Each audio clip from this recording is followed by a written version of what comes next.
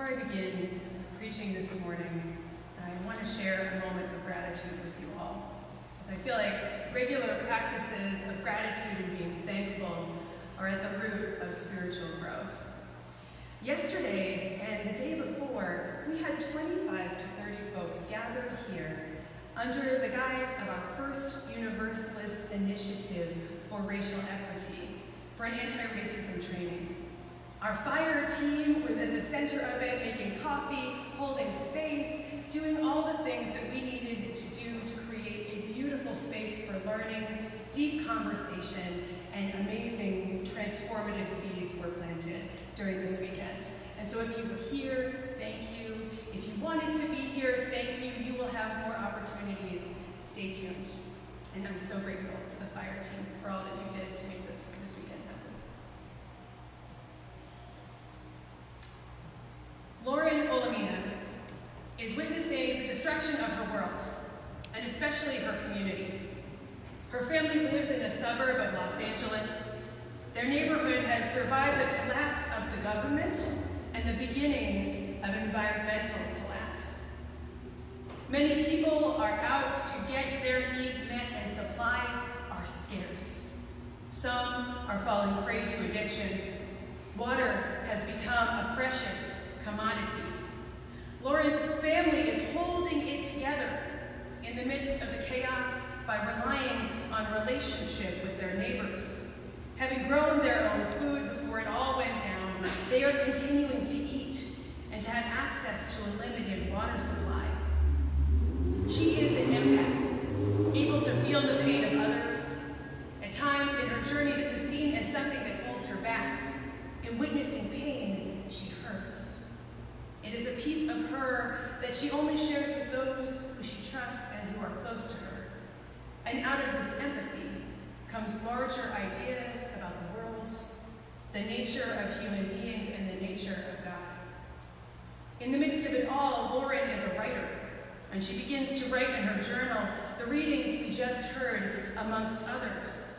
She has ideas with deep theologies attached. At the center of it all is this: the only lasting truth is change. God is change. And it is a blessing that she has these ideas, because they carry her through the eventual collapse of her community and her neighborhood, burned and looted by folks living with addiction who are afraid about the scarcity of resources. She loses her family and leaves her home with only a sack of supplies she had prepared ahead of time and buried in her backyard under a tree. She also leaves having connected with two people from the neighborhood where she grew up. They travel together, and she builds enough trust with them to share these ideas, to share that she is an empath. Out of these ideas and relationships along their travels, more join their small group of 3. It grows into a community called Acorn. One of the people who joins them has his own land. They decide to build a permanent place in the midst of a collapsing country, witnessing the long-term effects of capitalism and environmental devastation. A timely story, isn't it? As what we are seeing this week with the global climate strike, there is so much we can learn from these stories. When they put roots down, the community of Acorn grows. This idea really takes shape and form in the rituals of daily life and milestone celebrations. What they have here is sustainable. But another power grows in this post-apocalyptic America. A power formed on the certainty that what we need is a return back to good old Christian values rooted in power and denomination. The leader of this group runs for President of the United States under the slogan, "Make America Great Again." The second book in this series was written by Octavia E. Butler in 1993. Extremely timely for today. The rising group attacks Acorn, separates people from their children, separates people by gender, and attempts to destroy all the many die. Those that survive and escape are still alive with the theology of acorn held in the book Earthseed, the books of the living. There is an afterwards. There is survival. Folks plant seedling communities with these theologies at the center, and ideas spread further out. The ideas and people's commitments to them are so deep, so important, that they carry folks towards their destiny, to the stars. A beautiful story, timely, complex. I'm only painting broad brushstrokes here and not getting deep into the details, and I wonder if you now may be wondering, what does this story have to do with a commitment to growing? Isn't that what this sermon and the service is supposed to be about? Last week, we began a sermon series on a new church vision. We focused on a commitment to welcoming, and in that sermon, I talked about the complicated nature of vision as it draws our attention towards a focus on the future. Looking ahead means we're looking towards a time that has not yet happened, a world that has not yet been built. So this morning, as we explore the second part of this vision for First Universalist Church, and it reads, we will become a congregation that grows into deeper understanding of Unitarian Universalism, nurturing personal and spiritual growth. I wondered if this story from the future might help us to look ahead and to explore what such a commitment to growing could look like. See, one of the connections between this acorn community and our First Universalist Church is that the focus is on spiritual growth and theological identity. We are not necessarily talking about numbers growth. We are talking about growing in collective understanding of what faith is, what our beliefs are at their core, and how that calls us into spiritual growth, recognizing that spirituality is the act of learning what it means to be alive. Our Unitarian ancestors made explicit the belief that all are one. In their dedication to this oneness, they dropped any sort of idolatry that would historically bring our attention away from a focus on one God. This invited free thought that brought us to the very fact of our one human community. Unitarianism was about the focus on the one to honor the all at its most ideal. And that commitment, that belief, is at the center of all that we do to care for one another, to engage in the work of justice, to continue making the argument that lives that oppressive systems say do not matter actually matter. At the core of Universalist theology, life, and community is the fundamental belief that all are loved. Out of this core, a community formed in Rochester in the 1820s and put down roots to incorporate in 1846, this church was formed in the belief that no matter what you have done, where you have been, you are loved. And not the kind of love that lets us off the hook to be irresponsible with the human power of choice that we have been given. Not even the kind of love that says, we accept you no matter who you are.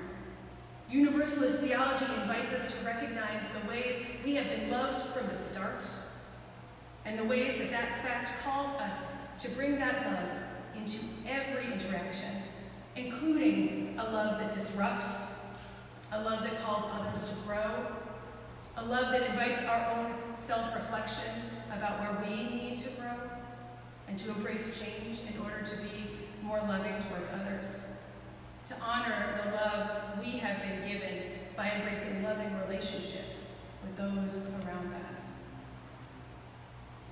When defining love among people, M. Scott Peck invites us to embrace this definition. Love is the will to extend oneself for the purpose of nurturing one's own or another's spiritual growth. Love is the will to extend oneself for the purpose of nurturing one's own or another's spiritual growth. A commitment to love is a commitment to growth. It involves challenging ourselves to learn and to take action towards spiritual growth. To love another person is to want for their spiritual growth. Out of this definition and some extensive soul searching, my husband and I came up with a mission statement for our relationship, 5 years ago, that reads, to make ourselves vulnerable and commit to growth.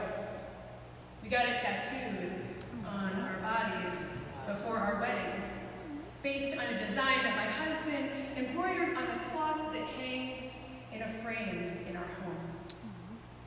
It is a reminder that at the heart of all kinds of love is the action that we need to take to get there, to be vulnerable, and the commitment we must make, a commitment to growth. When your board of trustees discerned this commitment to growth this past spring, they were extremely wise to focus on growing in the area of spirituality as a community and as individuals.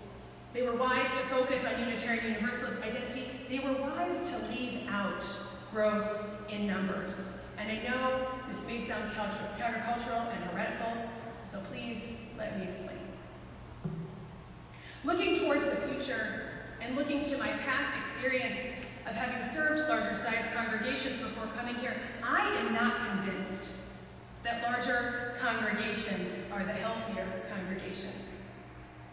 One thing that we share with the Acorn community of Octavia Butler's Parable series is a commitment to relationship. Those that survived apocalypse and the destruction of their world as they knew it were in relationship with their neighbors. And out of those relationships, communities formed. And when a community is looking to grow for the sake of numbers, each person who walks through these doors becomes a number rather than a person.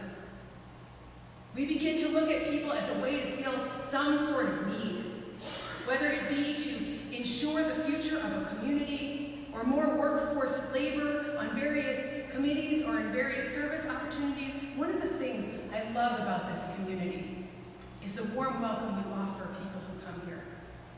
In coffee hour and during time to welcome each other during our worship service, you want to get to know people you don't know.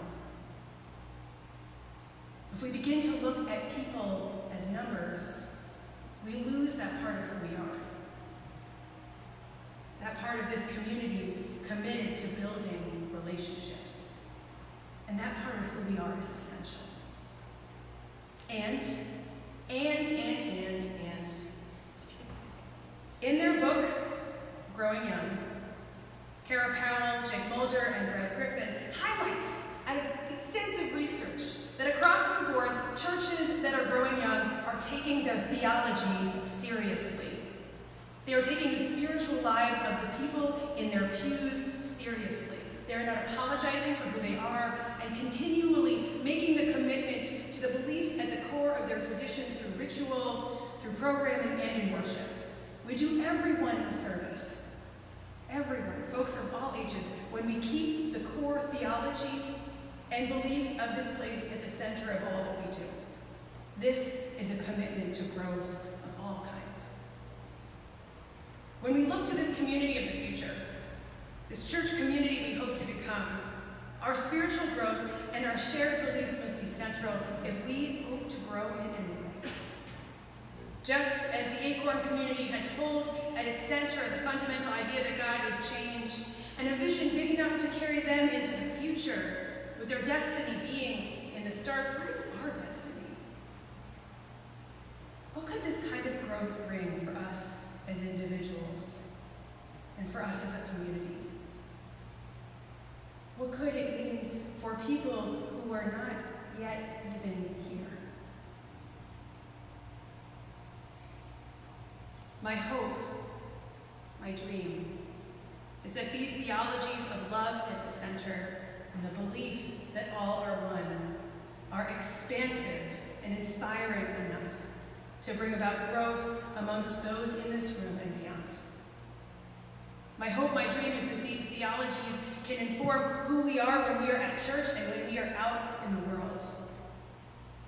For we are here to learn what it means to live and to live as one, with a love so big it leaves none behind. We are here to explore where these ideas take root in our daily lives and to reflect on and learn from the moments when we fall short of these central core beliefs, because we're going to fall short, and we do fall short.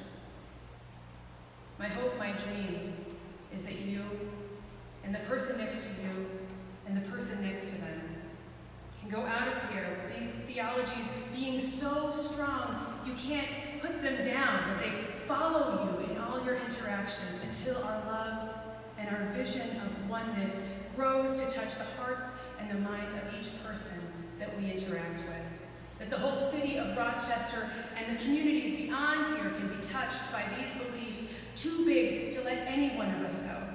So expansive that they invite all of our hearts and spirits and minds to grow. For this theology has the capacity to change the world. May you commit to spiritual growth in the days ahead. May you embrace the theologies that will carry you through the storm ahead. May you know that at your core, you are loved so deeply, you are called to love others. And may the oneness you feel here be carried out into all of your days. Amen. Blessed be, and may it be so.